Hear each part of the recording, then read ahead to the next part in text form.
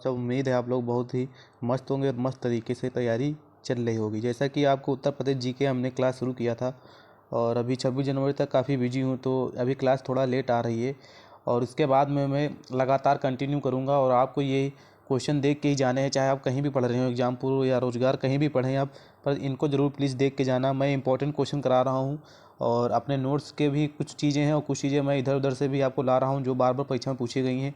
तो बहुत सारी बुकों का ये मिक्सचर भी है और उसके बाद में नोट्स भी हैं, तो इनको बहुत ही अच्छे से देखना है। और जब वीडियो पे नए तो वीडियो को लाइक कर देना और चैनल को सब्सक्राइब कर लेना। पूरी कंप्लीट जीके अगर करना है फ्री में तो इसको ज़रूर चैनल को सब्सक्राइब कर लेना। तो चलिए बिना टाइम गवाए हुए शुरू करते हैं। सबसे पहले मैं ये बताना चाहूँगा कि परीक्षा में पूछे हुए प्रश्न हैं, बार बार परीक्षा में आते हैं, तो आपको उनको बहुत ही अच्छे से देखना है। और ये 10 क्वेश्चन ऐसे हैं जो हमने पिछली क्लास में कराए थे, तो आपका रिवीजन हो जाएगा। और जो नए भाई आए हैं तो उनको बहुत ही अच्छे से नोट कर लेना है। और टेलीग्राम का लिंक चैनल के अबाउट सेक्शन में दिया है, तो वहाँ पर ज्वाइन हो जाइएगा। इसकी PDF आपको फ्री ऑफ कॉस्ट मिल जाएगी। तो सबसे पहले बात करते हैं क्षेत्रफल में घटते हुए क्रम में। तो सब सर्वाधिक क्षेत्रफल कहाँ है, किसका है? राजस्थान का है पूरे भारत में, और फिर MP का है, और फिर महाराष्ट्र का, फिर यूपी का है। तो मतलब कि आपको ये याद रखना है कि यूपी का चौथा स्थान है। हम यूपी जीके पढ़ रहे हैं तो हमको यूपी का बहुत ही ध्यान से याद रखना है।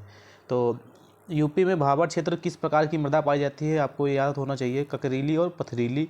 और तीसरा क्वेश्चन देखते हैं, उत्तर प्रदेश में सबसे कम वर्षा वाला जिला कौन सा है? कौन सा है? मथुरा है। और सोनभद्र कितने जिले को टच करता है, आपको याद रखना है, कितने? 4 राज्यों को। और उत्तर प्रदेश में सर्वाधिक वर्षा का क्षेत्र कौन सा है? तो ये कौन सा है? तराई क्षेत्र है, आपको ये भी याद रखना है। अब बात करते हैं कि सर्वाधिक क्षेत्रफल वाला जिला कौन सा है, तो आपको पता ही होगा, लखीमपुर खीरी है। और उत्तर प्रदेश का क्षेत्र में कुल क्षेत्रफल कितना है, मतलब कि उत्तर प्रदेश जो है भारत का कुल कितना क्षेत्रफल घेरे है, तो कितना घेरे है? 7.3% के हिसाब से घेरे है। उत्तर प्रदेश का सबसे छोटा जिला कौन सा है? हापुड़ है। जैसे कि बड़ा जिला आपने अभी लखीमपुर देखा, अब सबसे छोटा आपको याद रखना है, हापुड़ है। उत्तर प्रदेश का सबसे पूर्वी जिला कौन सा है? तो बलिया है। और उत्तर प्रदेश का सबसे पश्चिमी जिला कौन सा है, बताओ? शामली है। उत्तर प्रदेश का सबसे उत्तरी जिला सहारनपुर है, सबसे दक्षिणी सोनभद्र है, आपको ये याद रखना है। लोकसभा सीटें कितनी है? 80 हैं। और गर्मी में सर्वाधिक अधिक तापमान कहाँ होता है, किस क्षेत्र में होता है, तो आपको याद रखना है, आगरा व बुंदेलखंड में सबसे अधिक गर्मी यूपी में पड़ती है। और याद रखना, सर्वाधिक वर्षा कहाँ होती है, और तो आपको याद रखना है जिला कहाँ है। अगर जिला पूछे तो गोरखपुर है, अगर क्षेत्र पूछे तो पूर्वी तराई क्षेत्र है।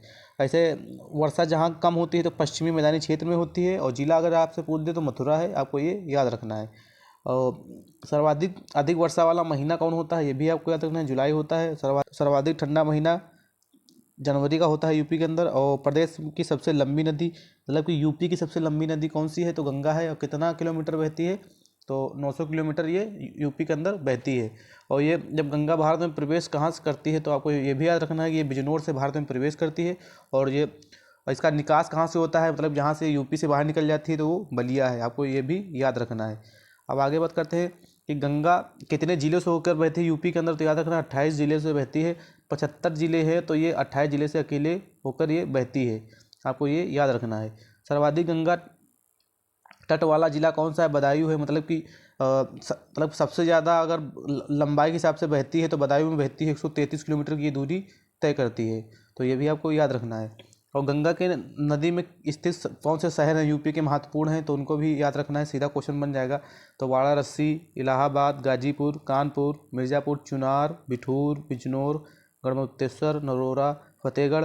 तो ये मेजर हैं, इनको बिल्कुल आपको रट लेना है और अच्छे से इनको याद कर लेना है। अब बात करते हैं कि रामगंगा नदी का यूपी में प्रवेश कहाँ से होता है? बिजनौर में होता है। और रामगंगा नदी किसकी सहायक नदी?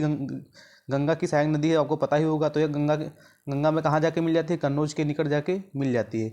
अब ये आपको याद रखना, रामगंगा नदी के तट पर स्थित कौन कौन से शहर हैं, तो याद रखना मुरादाबाद है और बरेली है, और अच्छे से याद कर लेना, ठीक है।